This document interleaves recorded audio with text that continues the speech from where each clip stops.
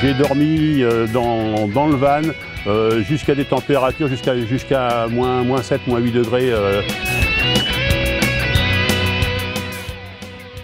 J'avais un California sur T4 qui ne m'a jamais servi en tant que 4 places couchage.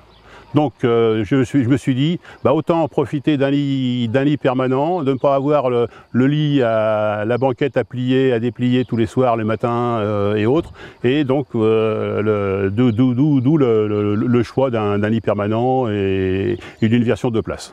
Là, au mois de mars, j'ai fait quelque chose qui me trottait dans la tête depuis plusieurs années. Un voyage en Norvège avec, au départ, mon idée était d'aller voir les aurores boréales. Donc, je suis parti le mi-février. Je suis parti mi-février pour aller par la route. J'ai traversé la France, la Belgique, l'Allemagne, le Danemark, la Suède, pour arriver en Norvège.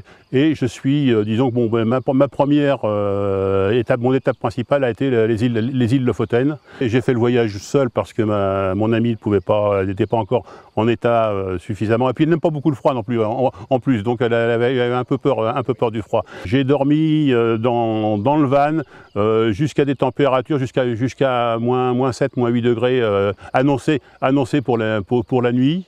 J'ai très bien dormi sous la couette. Je me réveillais, il faisait 5 degrés, 4-5 degrés dans le van. Et avant de me lever, je mettais le chauffage pendant un quart d'heure. Et puis j'allumais le Webasto et tout.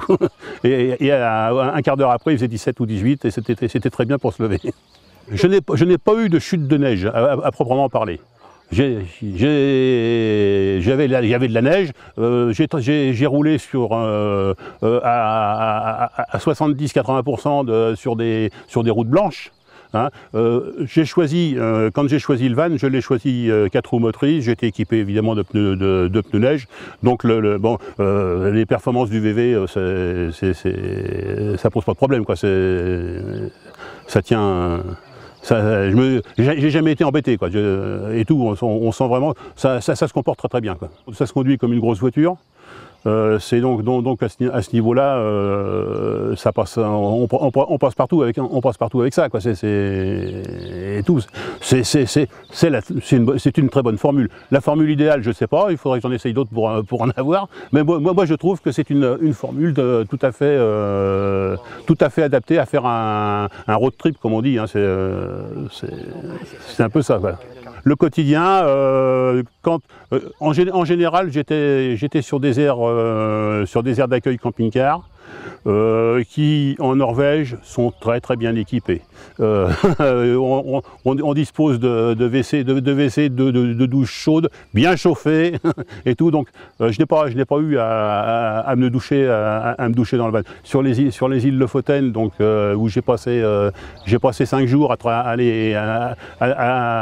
passer d'île en île. La montagne qui descend sur la mer, c'est merveilleux. Après, il y a toute la côte ouest, le passage dans les fjords, les fonds de fjords encaissés. Quand on a de la chance d'avoir du soleil, c'est magnifique. C'est même beau aussi. C'est même beau aussi avec de la brume, parce que c'est un autre.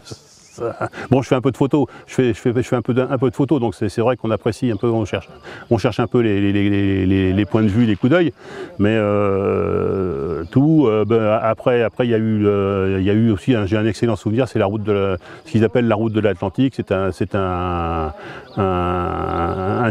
circuit qui passe d'île en île là, sur la côte, un peu plus au sud. Un peu plus au sud sur la côte ouest, c'est beau. Il est probable qu'on fasse l'opération remonter en Norvège avec ma compagne. Ça sera l'été. On ira voir le soleil de minuit. Pour les prochaines. Le prochain voyage, ça sera au mois de juin. Merci à tous les Stylvaners pour leur témoignage et leur soutien depuis maintenant 40 ans. Pour ne pas rater la suite de nos aventures, abonnez-vous en activant la petite cloche. Pour devenir un Stylvaner aguerri, rejoignez-nous sur nos plateformes d'échange Stylvan, dont les liens sont en description sous cette vidéo.